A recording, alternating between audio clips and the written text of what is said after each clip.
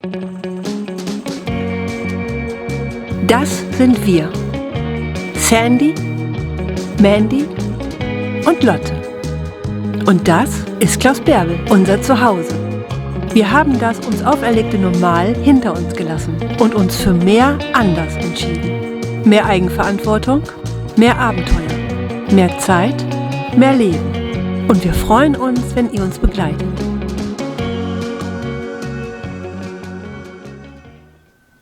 Nach unserer Reifenpanne im Nationalpark sind wir jetzt erstmal hier in Villarejo de Fuentes gelandet.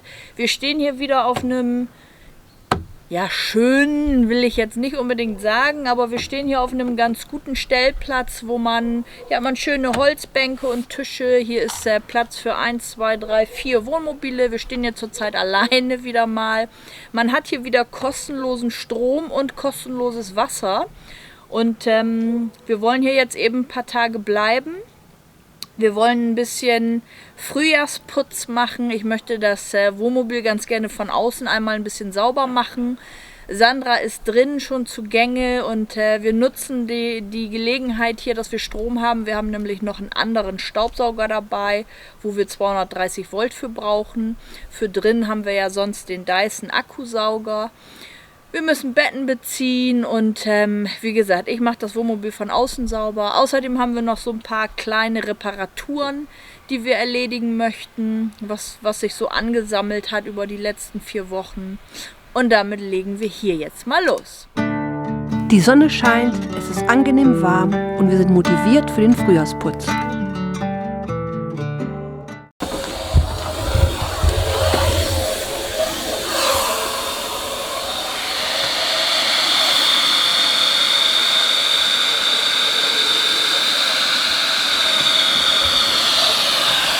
Wir sind froh, neben unserem Akkusauger noch einen richtigen Staubsauger dabei zu haben, mit dem man auch in die Ecken kommt.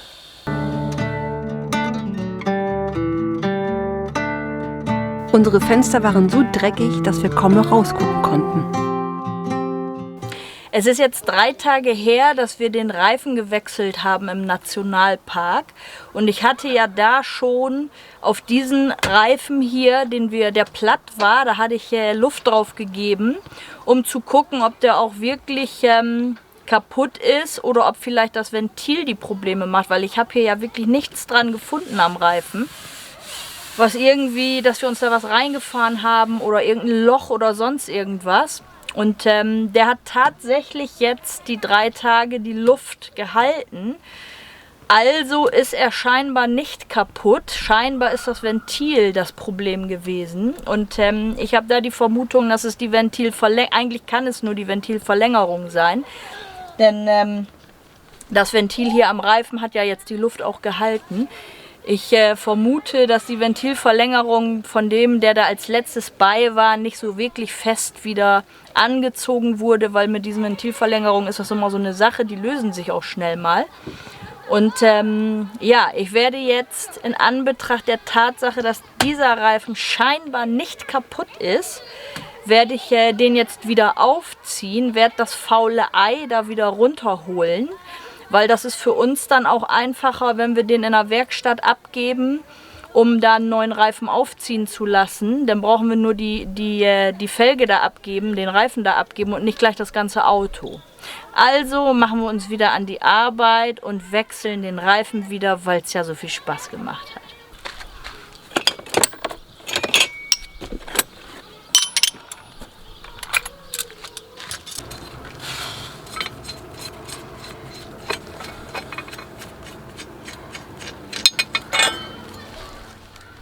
Bei so einer Zwillingsbereifung, da sitzen die Felgen ja hier Flansch an Flansch quasi. Und diese Scheiben, die kommen, bevor man die Muttern drauf dreht, kommen die dazwischen. Die laufen konisch zu, genauso wie hier das Loch in der Felge. Und die drücken sich da dann entsprechend rein. Deswegen ist hier auch ein kleiner Riss in der Scheibe drin, damit die sich zusammenziehen kann. Und wenn man dann die Schrauben festdreht, dann zieht der Reifen sich schön durch diese konisch zulaufenden Scheiben in die richtige Richtung. Wir haben hier zwischen die beiden Flansche quasi der Felgen haben wir ein bisschen Fett gemacht. So, und hier auf diese beiden Schrauben, da kommt jetzt diese Halterung, weil da wird letzten Endes nachher die Radkappe dran befestigt. Dafür ist das einzig und allein da, damit man die Radkappe hier nachher drauf machen kann. Da muss man dann natürlich gucken, wo die Ventile sitzen. Hier ist das Ventil oder die Ventilverlängerung von dem hinteren Rad. Und hier sitzt das Ventil von dem vorderen Rad. Da kommt gleich die andere Ventilverlängerung drauf. Und dementsprechend muss man diesen Halter dann wieder anschrauben. Im Grunde ist es scheißegal, wo man den hier anschraubt. Man muss das entsprechend der Radkappe anpassen und den Ventilen anpassen, die Radkappe, die da dann gleich wieder drauf kommt. So, ich habe gerade schon geguckt. So passt das.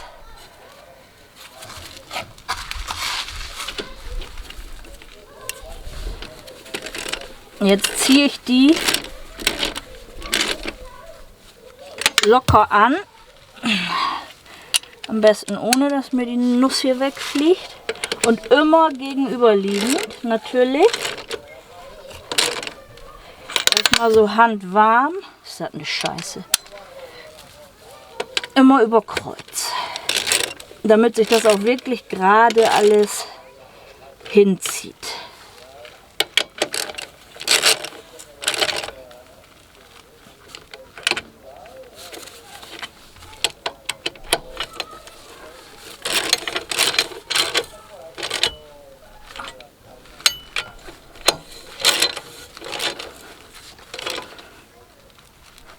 Eigentlich zieht man ja Radmuttern mit einem Drehmomentschlüssel an, aber ich mache das immer nach Gefühl, so wie wahrscheinlich die meisten anderen auch.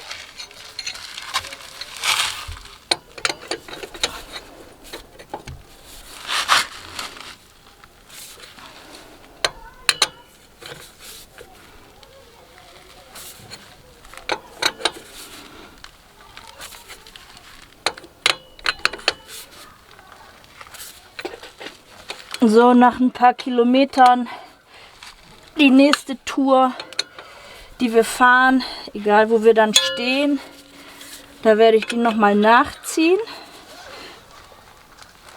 In der Regel lösen die sich nochmal wieder so ganz leicht.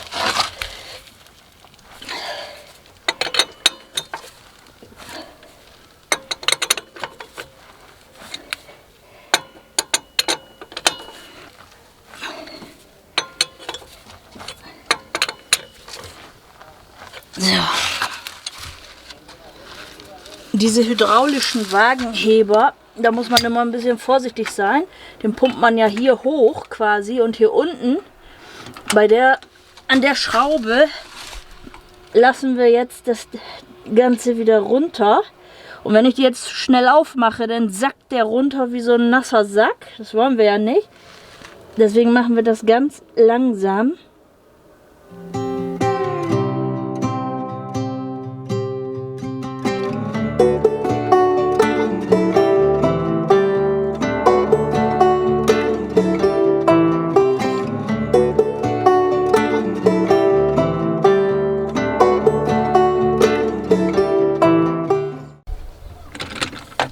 Das war's schon. Hinten haben wir ja noch die Hubstütze ausgefahren.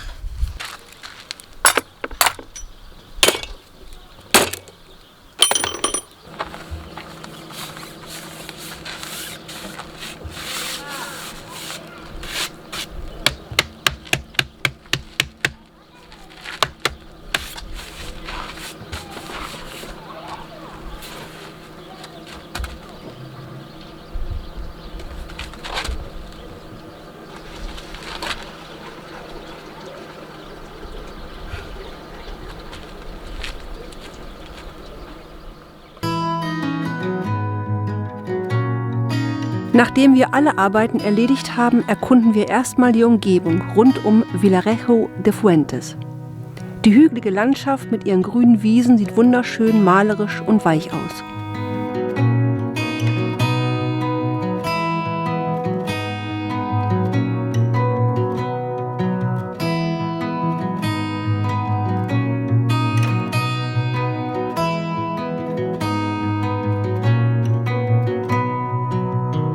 Wir fühlen uns hier wieder wie die letzten Menschen auf dieser Erde.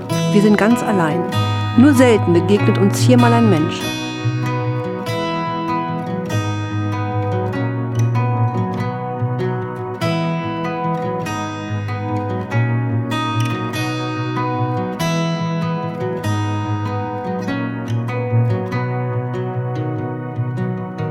Es herrscht eine absolute Ruhe.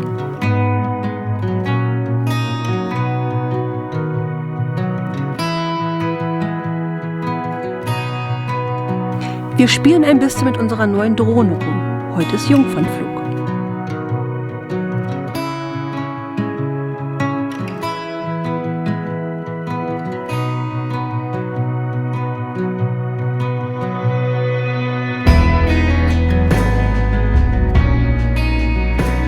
Die Sonne verabschiedet sich langsam und es wird sehr schnell kalt. Morgen geht es weiter. So, heute ist wieder Waschtag. Wir haben dieses Mal einen ganzen Monat gewartet mit der Wäsche, haben einen ganzen Monat lang Wäsche gesammelt, weil die Maschinen so groß sind, weil da wirklich unheimlich viel reinpasst und ja, das letzten Endes dann günstiger ist, wenn man eine große Maschine nimmt, als wenn man öfter eine kleine nimmt. Jetzt ist es allerdings so, wir stehen hier jetzt seit, weiß ich nicht, 2 Stunden vor einem Supermarkt. Und als unsere Wäsche fertig war, wir hatten eine große Maschine, eine 18 Kilo und eine 5 Kilo, glaube ich, oder 6, nee, und eine 8 Kilo für Lottes Decken und so und Hundehandtücher und so. Und jetzt müssen wir natürlich auch den Trockner benutzen, weil die Sonne scheint zwar, aber wir können diese ganze Wäsche natürlich nicht irgendwie aufhängen. Wir haben uns zwar einen Wäscheständer noch zusätzlich gekauft, wir haben auch eine Wäscheleine, die wir spannen können, aber ja, es ist einfach zu viel Wäsche dafür. So, und jetzt haben wir die ganze Zeit auf unsere Maschinen gewartet, dass sie fertig werden, und als wir dann die Sachen in den Trockner packen wollten, kam uns ein Spanier zuvor, der nur nasse Wäsche hatte und jetzt erstmal den Trockner für uns blockiert. Somit warten wir hier jetzt schon seit einiger Zeit. Aber nichtsdestotrotz, einmal im Monat Wäsche waschen ist scheiße. Also alle 2 Wochen ist besser, weil es ist sonst einfach zu viel auf einmal. Unsere Wäsche ist in der Sonne trotz kühler Temperaturen ruckzuck trocken. Diese Nacht verbringen wir an der alten Castillo de Garcimonhos. Hier gibt es alle Entsorgungsmöglichkeiten und Frischwasser. Unser nächstes Ziel, eine Stierkampfarena in El Bonillo.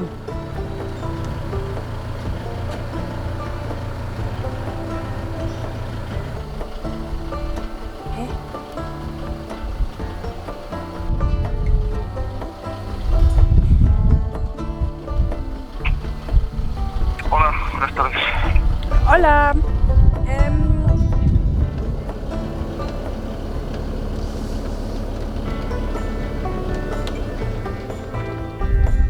Und wieder einmal ganz allein.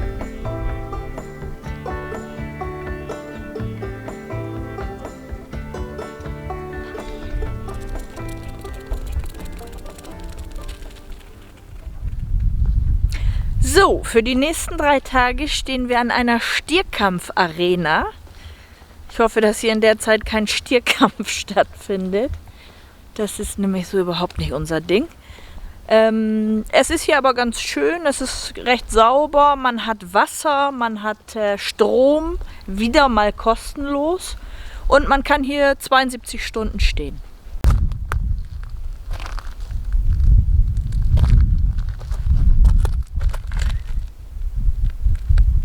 Von diesen Säulen mit Wasser, da sind jeweils 2 Wasserhähne dran und 4 Steckdosen, gibt es 3 Stück hier. Und wenn man auf dieses Gelände rauf möchte, das ist nämlich komplett eingezäunt. Deswegen kann Lotti hier auch einfach so rumpesen. Das ist ganz schön. Wir stehen hier auch wieder mal alleine. Man kommt auf dieses Gelände rauf, indem man einen Code anfordert. Und da ist eine Telefonnummer, eine spanische Telefonnummer ausgehängt, die man anrufen muss. Die sprechen dann auch Englisch. Man muss seine Passportnummer, seinen Namen und einmal das Kennzeichen abgeben und dann bekommt man einen Code, einen 5-stelligen Code. Mit diesem Code kann man das Tor öffnen und schließen. Die Sonne scheint, es ist ruhig und die Temperaturen sind angenehm. Noch ahnen wir nicht, was uns in dieser Nacht heimsuchen wird.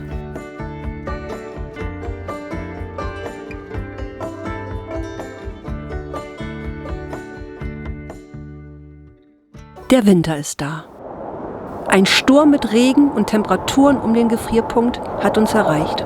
Wir fühlen uns wie auf einem Schiff. Alles wackelt und der Wind pfeift. Das Wohnmobil ist wie ein Segel im Wind. Wir können nachts kaum schlafen. Von unserem Plan, zurück Richtung Cuenca und in den Nationalpark ins Alto Tajo zu fahren, wenden wir uns ab. Selbst Lotte kommt nicht aus dem Bett.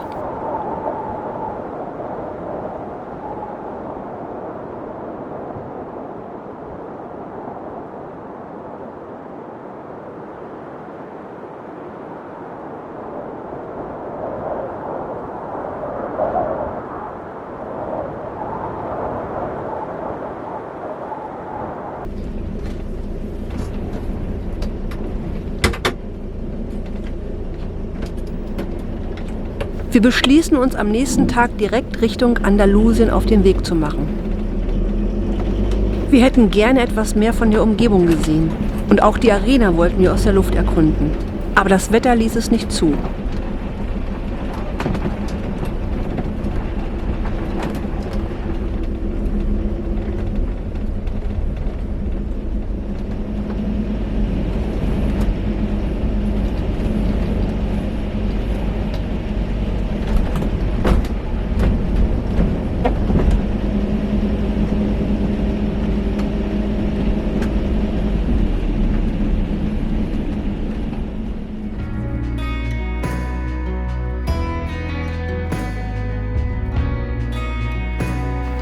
Wir fahren etwa eine gute Stunde, bis wir wieder etwas Licht sehen. Wir freuen uns auf Andalusien.